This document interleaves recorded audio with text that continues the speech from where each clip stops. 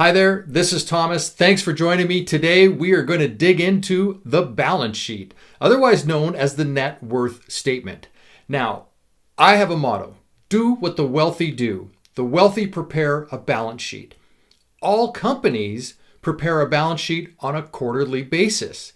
Why do they do this? Because it gives them a crystal clear snapshot of exactly where they are financially. The balance sheet is also known as the net worth statement. So you want to know where you are financially on a net worth basis? You prepare the balance sheet. Now, if you're picking this up in the middle of the year, no problem. You can complete it and you'll know exactly where you stand today. And then I recommend you get on the cycle of doing this on an annual basis at the end of the year so that you move into the following year understanding exactly where you stand financially. Now, I'm going to jump over to the desktop and I invite you to join me, and I'm going to show you exactly how to fill out your balance sheet. So here we are looking at the balance sheet, and it's broken up into two sections. The top being our assets, what we own, the bottom being our liabilities, what we owe.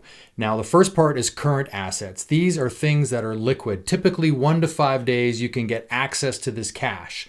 So of course we have cash, checking accounts, retirement accounts, kids' education funds, anything where you can get access to that cash in a very short period of time. That's where we want to put in current assets. So as you can see, things are totaled up as you go along for current assets, and it'll be the same throughout the balance sheet. Now let's move on to the next part, fixed assets. These are things that aren't as liquid, so they take time to sell, like a family home or your car. And typically I don't add things in here unless they're worth at least $1,000, or I group items together like furnishings, for example, or artwork and jewelry, or precious metals. And I include artwork and jewelry, even though you could liquidate those quickly. These are last resorts really for selling. And so those are making up your fixed assets, and you can see it also totals that up as you go along. And now we'll move on to other assets. In other assets, we're going to include things like if you're a business owner and you have shares of your own company, we would want to put that here. If you have an antique collection or a stamp collection, something quite unique, you'd put that in here. I have drums. I would put my drum kits in other assets. And then you can see here, now that we've completed this, and I didn't put any pricings in for those other assets, but you can see that our total assets at the bottom here is $772,000. So if we were to not have any liabilities outstanding, our net worth statement, our balance sheet for the year would be $772,000. But now we're going to move into part two. We're going to include the things that we owe now, the liabilities, and then from there we'll have our final total. So we move on to part two now, which is liabilities, and it starts off the same with current liabilities, so things that are short-term in nature. So the car loan, for example, might be 18 months. I would put 2 years maximum in current liabilities. And then maybe we have a line of credit because one of our kids needed braces or something, so we borrowed $3,000 from that, and that's going to be paid off within the year, so we would put that in current liabilities. So again, these are the things we owe, and in current we want them to be short-term in nature.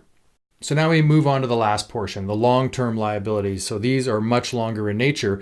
Things like a mortgage, for example, or perhaps you borrowed money for your business and that's going to take a lot longer to pay off. Now you can see that as I add these numbers in, it's going to give us our total liabilities for the long-term section. I didn't put a price in here for the business because not everybody's going to have that loan outstanding. That's more of a unique situation. And now we'll move on to the final stage, the total net worth statement. We're now at the end of the balance sheet or net worth statement, and you can see here that our total value left over, our financial net worth, is $501,000. So we had, if you remember back in assets, we had a total of $772,000. We subtract from that the total liabilities of $271,000, and that leaves us with a net worth of $501,000. And then next year you want to do the same thing. You want to go over this and you want to see what areas either added to our plus if we're growing in our financial net worth, or what areas took away from our financial net worth. And ideally, over a long-term trend, what do we want to see? We want to see this going up in value.